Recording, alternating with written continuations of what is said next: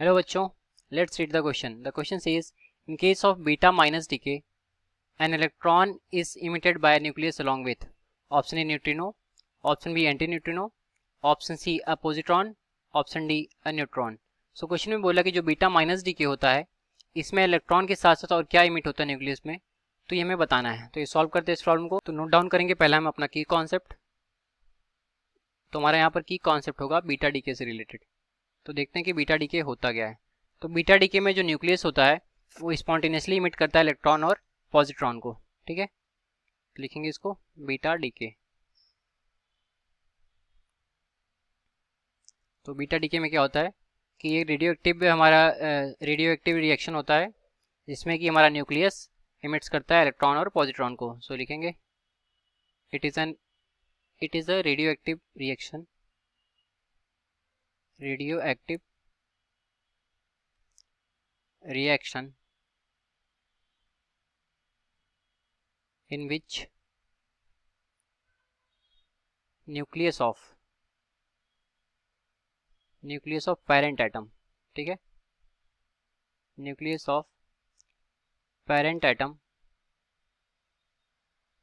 emits electron और positron.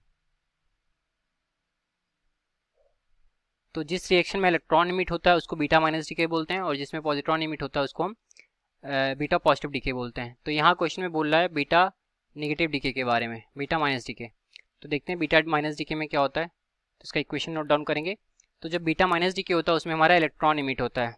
तो इसका जो न्यूक्लियर रिएक्शन होता है वो होता है हमारा न्यूट्रॉन से प्रोटॉन में कन्वर्जन.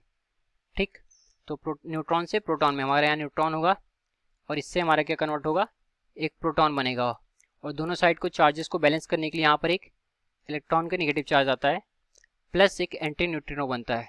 ये हमारा जो न्यू बार है ये हमारा एंटी न्यूट्रिनो होता है. तो जो न्यूट्रिनो होते हैं ये न्यूट्रल पार्टिकल्स होते हैं या फिर एंटी न्यूट्रिनो, ये न्यूट्रल पार्टिकल्स होते हैं जिनका मास इलेक्ट्रॉन के कंपेरिजन में बहुत कम होता है. तो यहाँ पर न्यू बार क्या है, एंटी न्यूट्रिनो होता है, एंटी न्यूट्रिनो. तो अभी ऑप्शन में चेक करते हैं. तो ऑप्शन में देखिए हमें पहले दे रहा है न्यूट्रिनो के बारे में. तो न्यूट्रिनो हमारा बीटा पॉजिटिव डीके में होता है और एंटी न्यूट्रिनो हमारे इस इक्वेशन में आ रहा है जो कि बीटा नेगेटिव डीके है. तो हमारा जो ऑप्शन बी है वो करेक्ट है. ठीक है, जिसमें हमारा इलेक्ट्रॉन के साथ साथ एंटी न्यूट्रिनो भी निकल रहा है. सो ऑप्शन कौन सा हो गया correct, B. So option B is correct. तो यार हमारे इस क्वेश्चन का correct solution. I hope you understood it well. Thank you.